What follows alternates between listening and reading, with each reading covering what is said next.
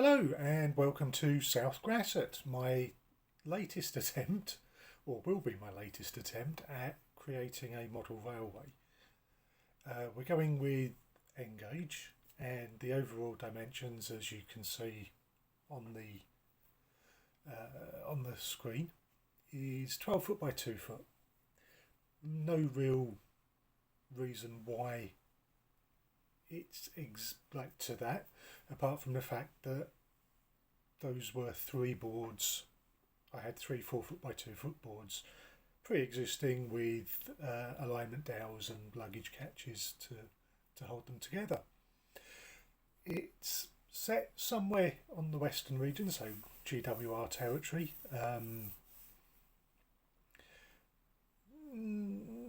Not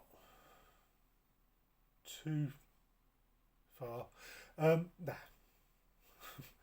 We'll go back. Let's cut into the next bit. Set somewhere on the western region, so GWR territory.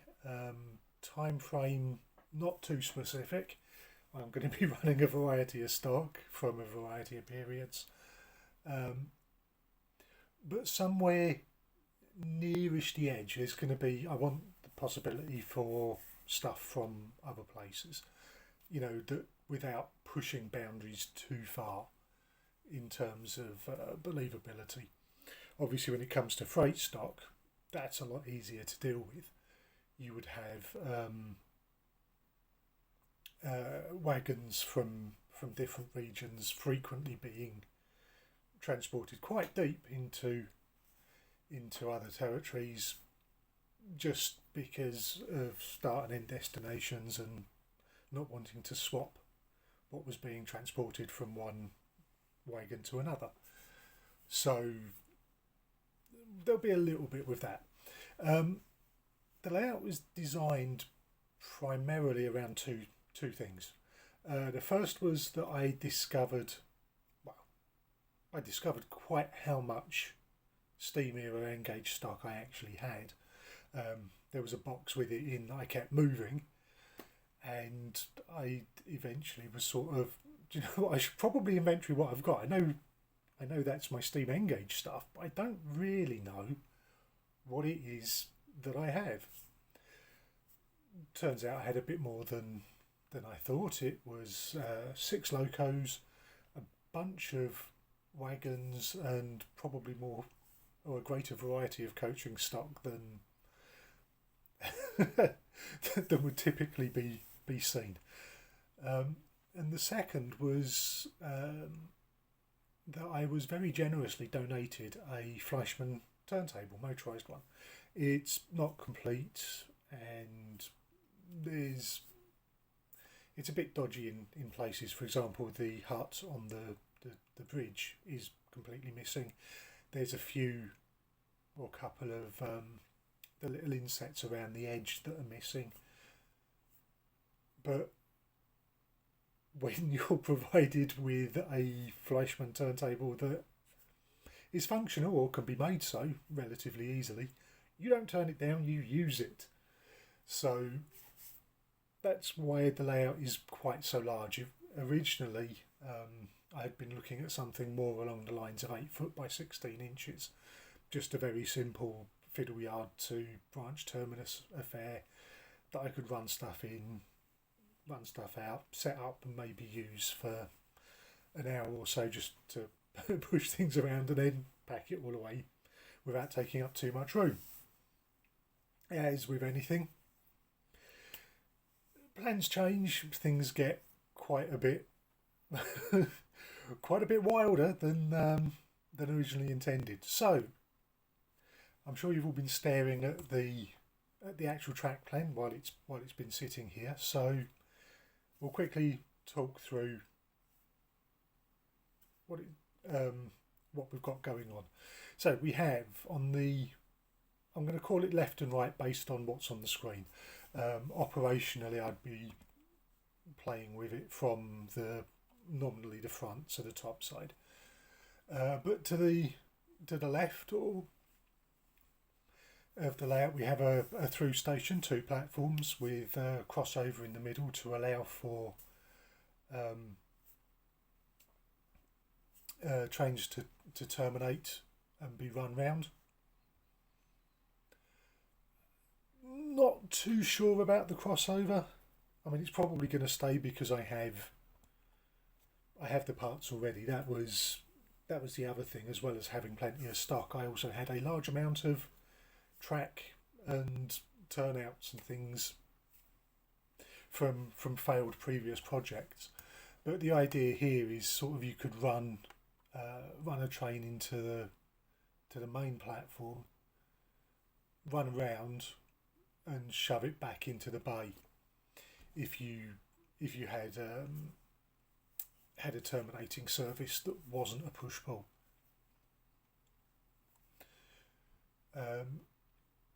So we'll mention the bay platform as well. My local station where I was born and grew up was a 2-platform through station with bay. So we'll just use that, and we'll pop it in here. The other reason as well is I do have a 14XX and auto coach, which will be dwarfed by that bay platform, which is kind of good. It's one of the things I like about the N-Gauge is that you can have things less cramped than would traditionally be the case. So the 14XX and auto coach is about 8 inches in overall length, whereas that straight section, we can look down the bottom here, is just under 14 inches.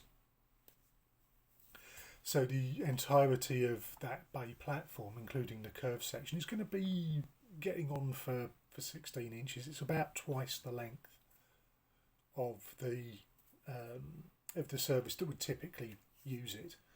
I do have a B set and a pannier to haul it, which would be one of the ones that could terminate in the main platform and then run round and store the train in the bay. I quickly checked my notes. Hang on, I should have got these out earlier. Just lift them off the desk. That's 13 inches long, so it's actually shorter than the straight section. So even that 2 coaches plus tank loco is going to be contained within the full length of that bay platform. We then have a through loop on the goods side. So we have I suppose technically we call that a goods reception line, accessible from both ends. Obviously, being UK outline, we drive our trains on the left, much like we drive our cars on the left. So obviously, comes in here nice and easily. But from the other end, from the inner loop, there's a crossover which allows access through another crossover into there, which the train can then be run round using the second platform for the shunting. Alternatively, I suppose you could always have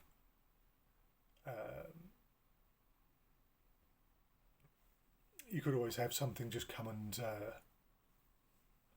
shunt off the back, but that's going to be difficult without using a manual uncoupler. So we have three sidings.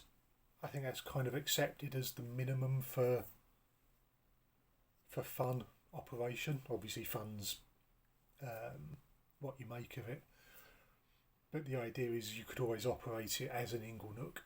So we have the main siding through the goods shed with a large area behind. The idea behind this is to allow for wagons to be pushed into the goods shed, unloaded, and then pushed out the other side to allow more to be unloaded inside the goods shed. I don't know if that was the only thing that would be done. I know typically a steam loco wouldn't enter the goods shed, although with I've forgotten the name for the particular type of roofing. I know some of them did have a vent, like louvered vents on the top, so maybe the locos did go in. I'm not 100% on that, but that's the idea. The extent of the track past the goods shed is equal to the amount of track from the turnout to the goods shed, so things can be pushed right the way through. Then just above that we have a very short, and this is something when it comes to actually building, I'm not 100% on. This is very, very short. That length there is only 5 inches, that small curved section. Actually the tightest bit of track on the layout at 16.5 inch radius is just under 3, so combined you're looking at about 8 inches, which a typical 4-wheel wagon in N-gauge requires approximately 1 3/4 inches. So 3 of those is what, 5 1/4, I want to say. So, well, 4 would be easier. 4 is 7 inches. So you can get just about, but this would be pushed right up to the wall. It would require a wall-mounted buffer stop rather than a traditional sort of rail-built thing. But you could fit 4 wagons in, but that's the absolute limit of what it's capable of. And I'm thinking that may look a bit odd, it may look a bit short, especially given the overall size of the layout. So there is a possibility that I'll shove the goods shed further along in that siding and have this upper siding just extended slightly.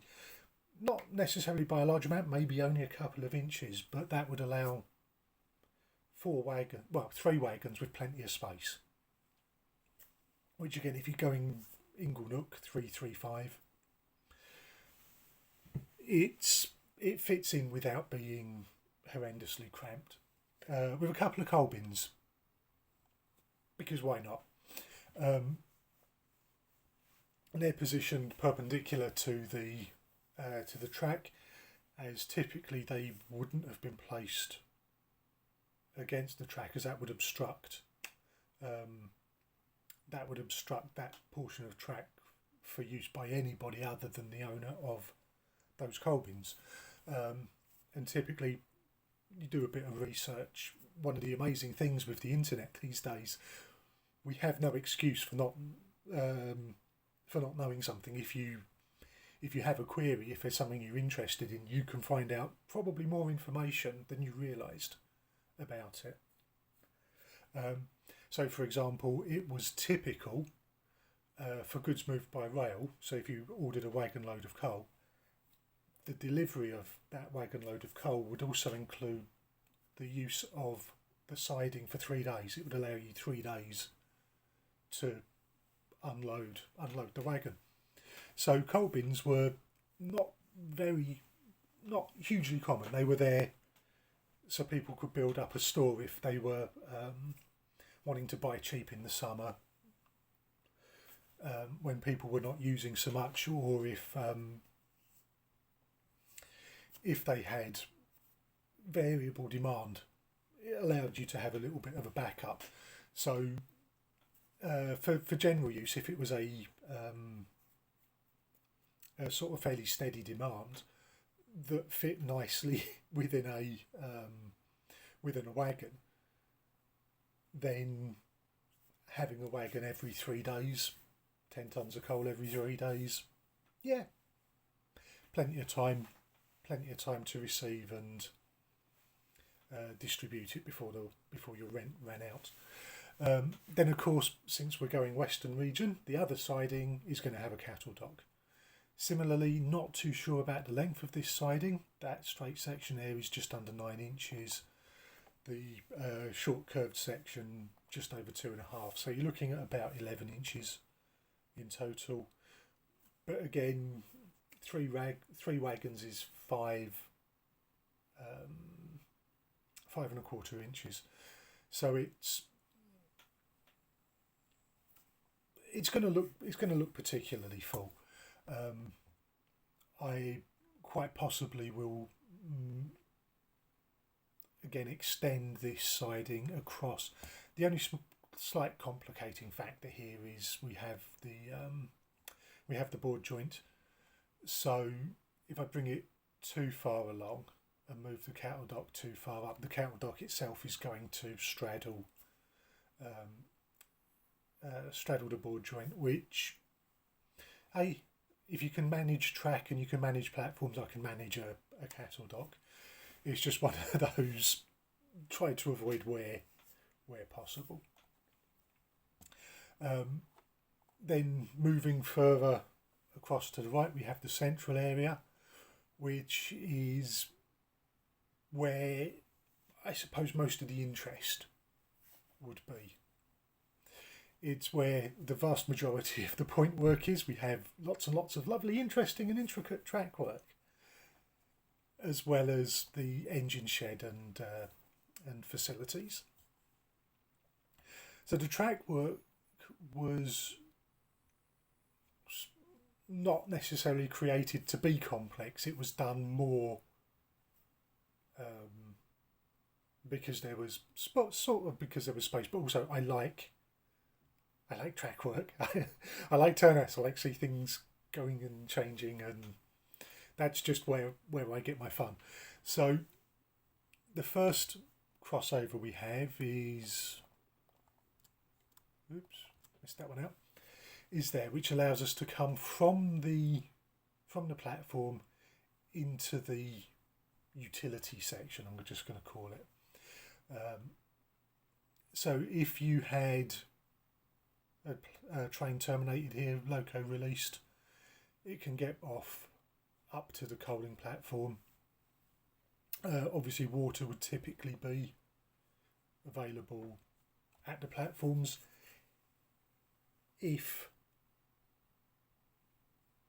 that was not every station had water facilities, obviously they would be put in where it was necessary, so they would know how far the locos could go on the water that they had, and then you would have the water pipes to refill that no further, sort of like maybe 2/3 of the way, I guess. I haven't looked up an exact, having said it is about the internet and how wonderful it is to be able to check everything. Not something I've actually checked. But there would obviously, with an engine shed here, there's going to be coaling and watering facilities there. The bay platform may have a water crane. It may not, depends on how far back it's got to go where the other water facilities are. I'm kind of leaning to not. And we'll just say that there's a station further down the line where any watering can be done. Although with the engine shed here, there would obviously be some facilities. So having a bit of extra pipe work across to this, I suppose it would make it an ideal candidate as a watering hole for locos.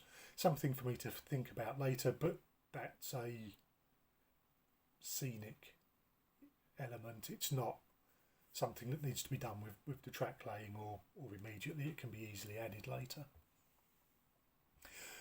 You then have the crossover to allow the bay platform to return to right side, to running on the right side, which is the left.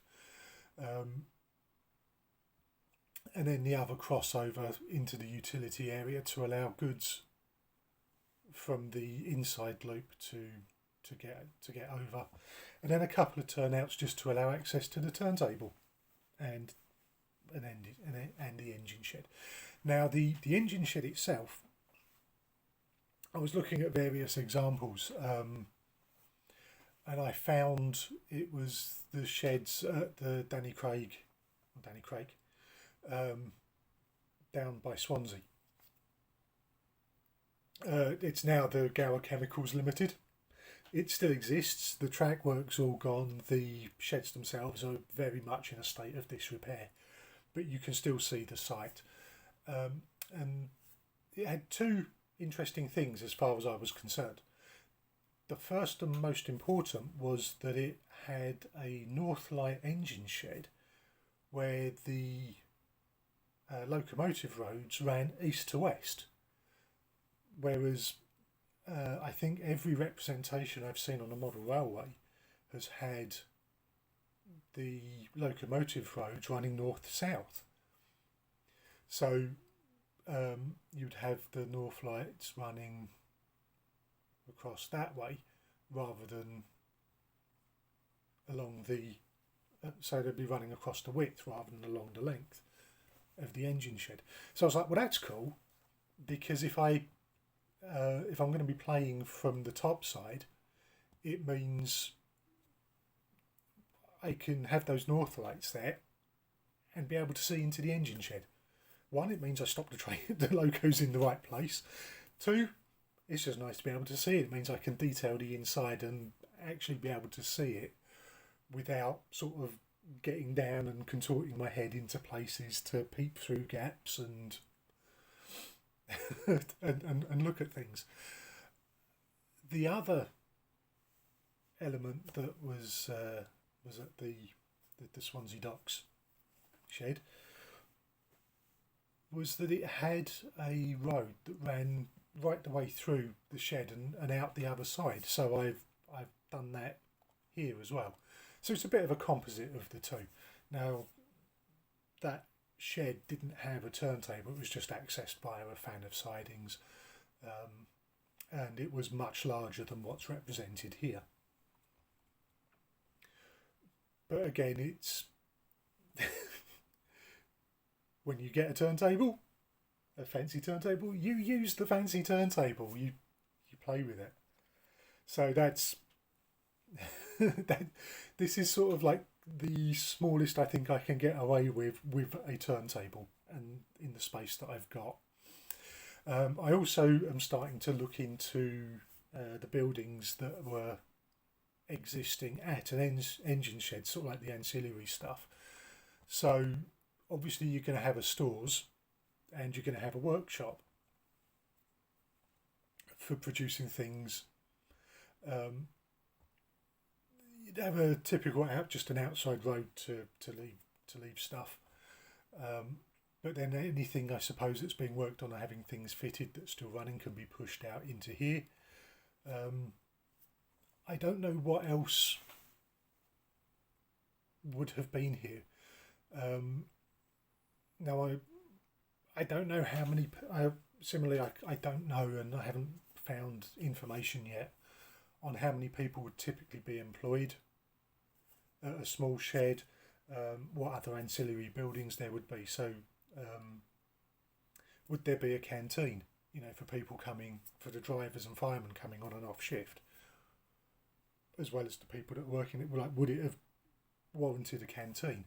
Obviously there's going to be toilets somewhere, but they presumably wouldn't have been in a separate block. If there was a canteen, I would assume that they would be in that building, because or they would be attached to the workshop, as that's another building that would have plumbing, unless that wasn't considered an issue when we were. And I don't know how quickly these were added. Were they still sort of outside privies that were emptied and deposited? I haven't got that far. Obviously, you'd have things like lamp huts and what have you, like the very small structures. I'm more interested in anything that's a bit larger, and also sort of associated clutter. So I've left a fair amount of space here to give me room to add the various bits and bobs, just to sort of detail it.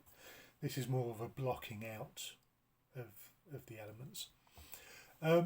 Then we've got technically a head shunt, but it's a long way from the sidings. It does mean that any shunting is going to interfere with what's going on here. But again, I'm sort of assuming that locos would not come in and out. They'd sort of they'd all go out in the morning and then they'd all come back in the evening, with not much particularly going on during the day. I haven't quite got that far yet, but that's kind of what it's there for. It's just technically a head shunt. It means there's somewhere that you can set the when you're operating the goods yard. You have a route you can set that doesn't actually go to anything else. It doesn't go to the turntable, so there's no chance of falling in the pit. It doesn't go to a set of points against for the main line where you could then derail and interrupt the traffic. It's just allows a route. And then moving on to the right hand side, we have obviously the turntable that I've spoken about, and the crossover to allow goods trains into the goods area. Now, for trains that are on the inside loop that come into the goods and then head off out, they're going to have to run wrong side until they get back to the crossovers behind the back scene. It's fine. It's fine. It's like with how far this crossover is from the actual goods shed, you wouldn't expect it to be an immediate swap back onto the correct side anyway. So it's fine. It'll be fine. It's all good. So that brings me on to the off-scene stuff. Now I mentioned I had six trains I could make from the stock that I had. If I haven't, well, I have now. I've got six trains that I can make from the stock that I've got without adding to it. Obviously, I would want more wagons just for variety, and to be able to populate the sidings as well as having freight services running through. Now those 6 trains are, he says, checking notes again. Where's my book? Here we go. So yeah, right, from smallest to largest, I guess, and we'll do passenger and then freight. The auto coach and 14XX, so fixed unit, total of 8 inches long. A B-set and pannier, total of 13 inches long. A small prairie with 3 BR Suburban coaches, for a total length of 18 inches. And then I have, I think it's 3 Colette coaches and a Hall, for a total length of 21.25 inches. And then two goods trains which I can make up. One being a pannier with 10 short 4-wheel wagons and a brake van, and the other being a large prairie with 8 short wheel wagons, a 15-foot wheelbase, longer one, and a brake van. And those are 22.75 and 22.5 inches respectively. So this stems more from when I was designing the 8-foot by 16-inch layout. I'd sort of settled on 2 foot as being the train length, and then 8 foot means you've got, if you're using a traverser, you've got 2 foot off that 8 foot, which leaves you with 6 foot, and that's 3 train lengths, which seems a nice sort of distance to be able to run the train across and back without before having to stop. You know, you actually get a chance to see it before it's arrived. And I was like, well, and when I looked at what you could fit into 2 foot with Engage, I was like, that's actually a pretty decent, you know, there's nothing horrendous about those. They're all reasonable trains. I'll keep them when we scale up to 12 foot long. So that's a 10-foot viewing section, or 10-foot scenic viewing section. It's a 10-foot scenic section, which is 5 train lengths. Again, that's going to be a nice time to be able to see the train within the layout before it vanishes again. It also means, so when it comes to doing the storage, what the last iteration that I used these boards for had I don't know what the sort of sequential for each loop, for the inner and outer loop. So you had, I think it was like 5. So the inner loop would come in and split into 4 or 5 storage roads, go, and then by the halfway point, so by the 6-foot point, so from here to here would be the split to 5, come back to 1, and then the other section, the 5-foot section there, would have the outer loop splitting into 5 and condensing back to 5. So you'd come in the outer line with the 5, then that would come back together, and then you'd have the 5 this way, and then they'd come back together and come back out. But that was to allow for longer trains. I think I could get sort of 4-foot long trains, so twice the length of what I'd planned here. So I just sort of stuck. I was like, well, I only need 6. They're only 2-foot long, and I have these great big U-shaped bits where to form the loop. I'll stick them in there. It's fine. And then I'll just have this nice. I can have a much deeper scenic section for most of the layout. It only has to narrow as it comes towards the 180-degree turns at each end.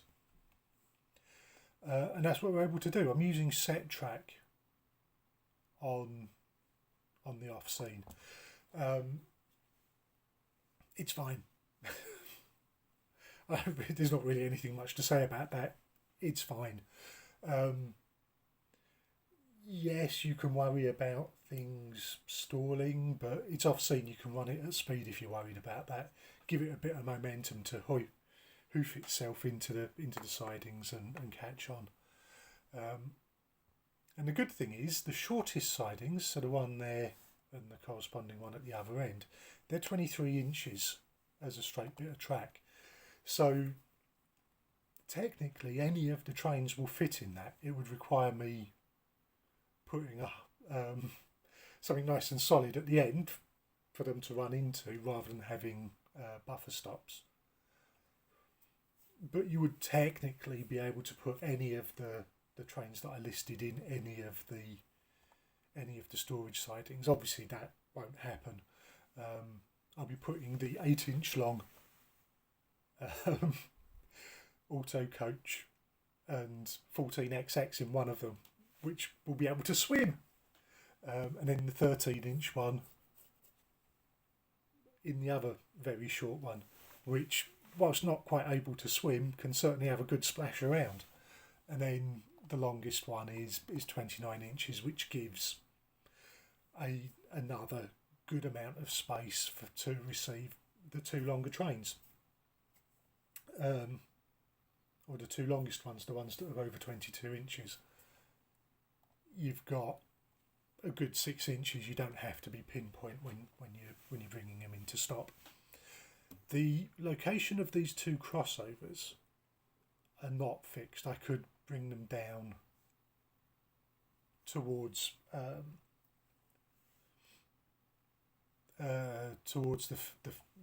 fanner turnouts for the sidings.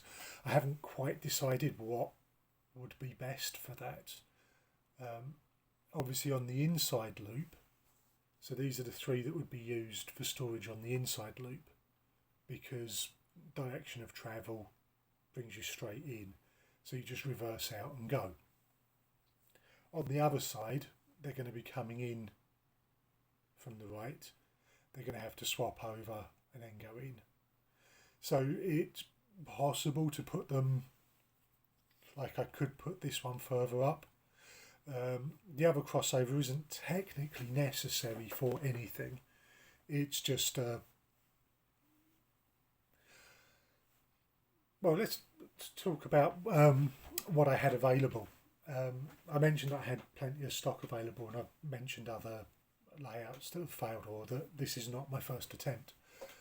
I had built up a decent amount of both track and turnouts. In fact, you've probably seen in the top left here, I have a list of what was available for me. I just wrote that in so that when I was playing with the software and seeing what I could do, I had a rough idea as to what I would need or had already had. So I had a double slip of 2 Ys, 8 small radius, a single medium radius, and then 12 large radius turnouts. So the vast majority of this stuff, I think, yeah, there's some smalls in the goods area, but I'm using large radius turnouts where possible. Again, nice thing about N, you kind of have the space to be able to do this. But on top of that, I didn't count, but I've got sort of like about a dozen of both left and right-handed set track turnouts. I was just like, well, that was from the previous described fiddle yard for these boards. I had lots and lots lots and lots of set track turnouts, so I just added them in, and I just put a crossover each way. As I say, this crossover may well come to here, just so that there's the minimum obstruction of the inner loop when storing and bringing out trains for the outer loop. And then I guess if I'm putting that there, I'd leave this one here, maybe, because if the trains are going to be 2 foot long, that gives you from there to there as the whole space. So if I did want to swap to the other side, I can, it doesn't matter which one. If I'm bringing a train from this way and I reverse it into here, I can swap the loco round and take it out.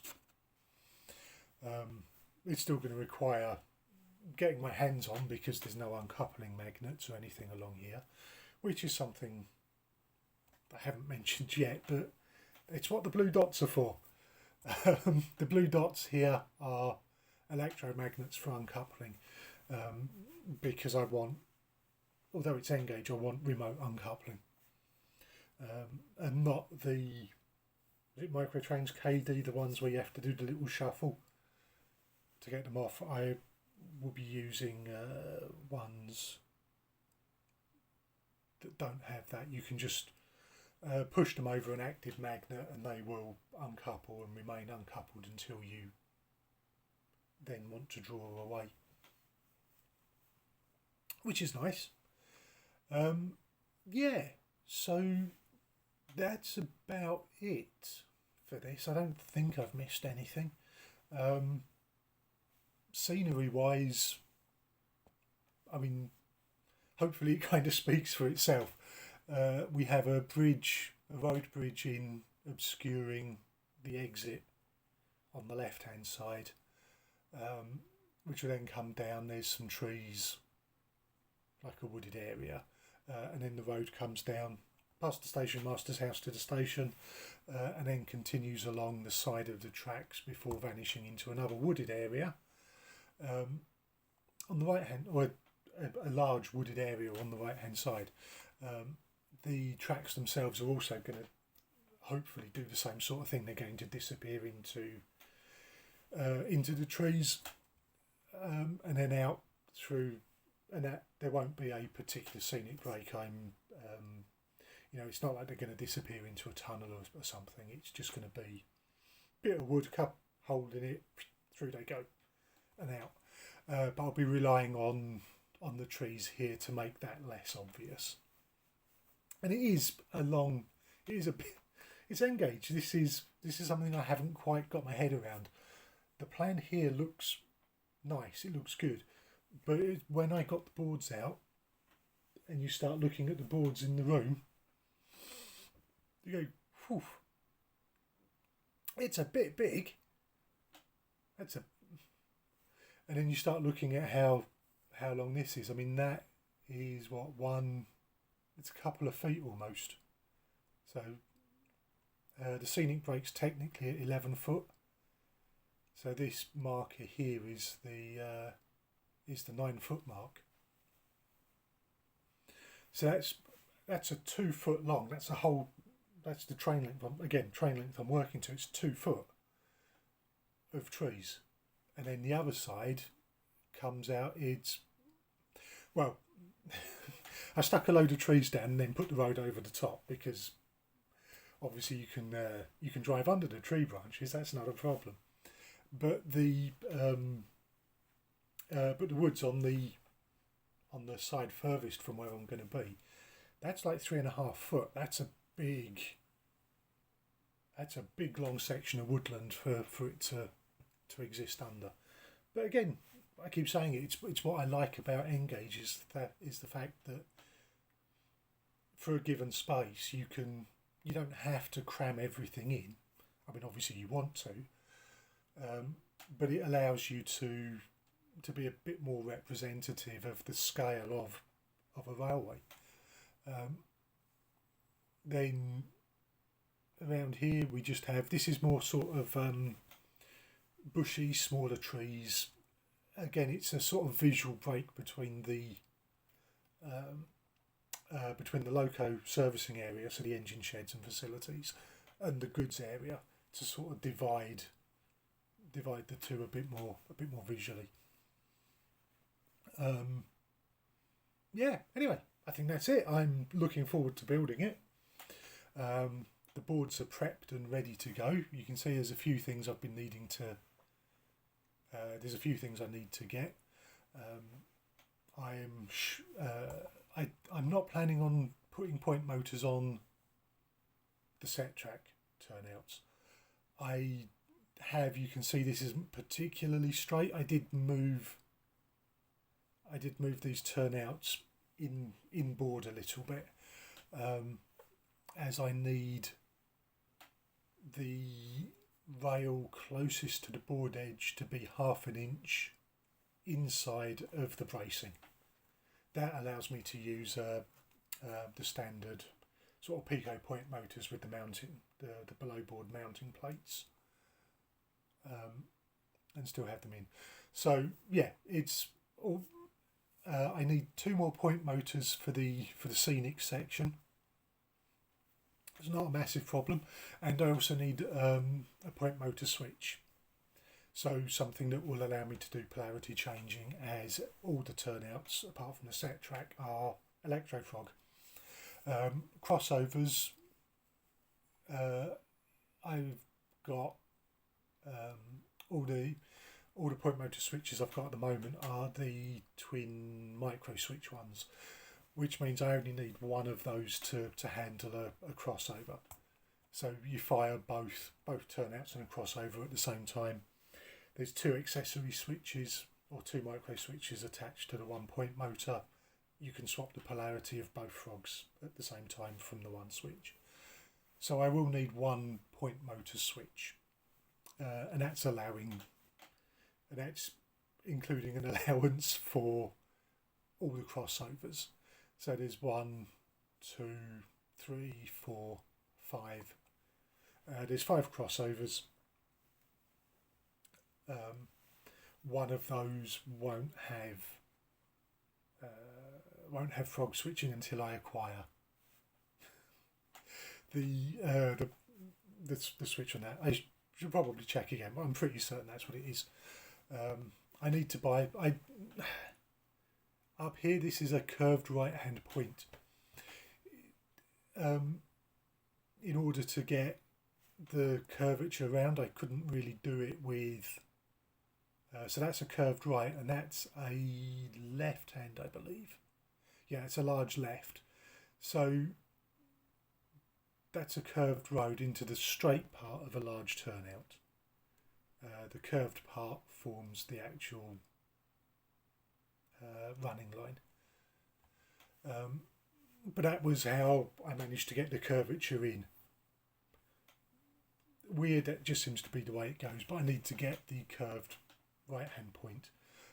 I've not used the double slip, so I shall be looking, I shall be offloading that via eBay, and the money I get for that will go towards the bits I'm missing, so the curve point and what have you. Oh, and I need 5 more electromagnets. I've only got 3. But some of these I'm a bit iffy on. So, for example, these 2 could be replaced with a single one here.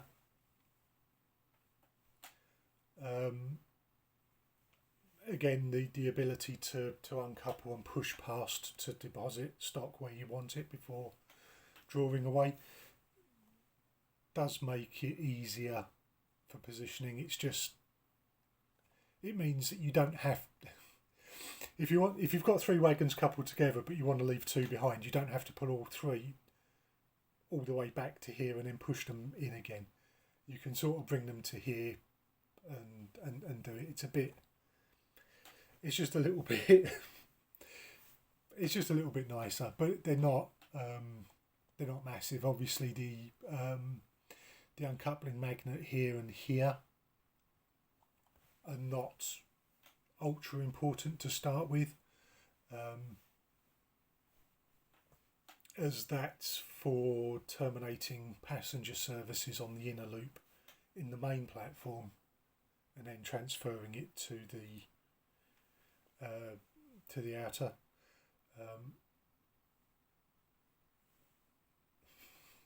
And the ability for having transferred the coaches to here to actually just leave them and put the loco.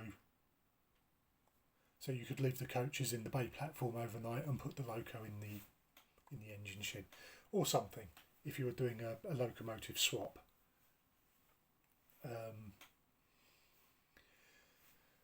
So those are not really vital immediately, so that would make this turnout, this crossover, the one that probably won't get a switch on it. It's for polarity swapping on the frogs. So what's that? That's 2, 3. It's a case of finding them. It's not a massive. It's not a massive problem. The ones I'll do first will definitely be the ones for the sidings. Anywhere else I can just like by hand I can pick up and separate until I get the rest plugged in. So yes, looking forward to doing this. It's gonna be a big job. As I say, I've never completed a layout yet, and I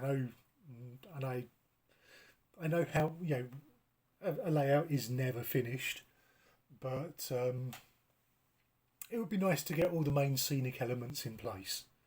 Get the buildings down, get the roads in, get the trees in, get all the ballasting done, ground cover done so that there's no bare board where there shouldn't be bare board.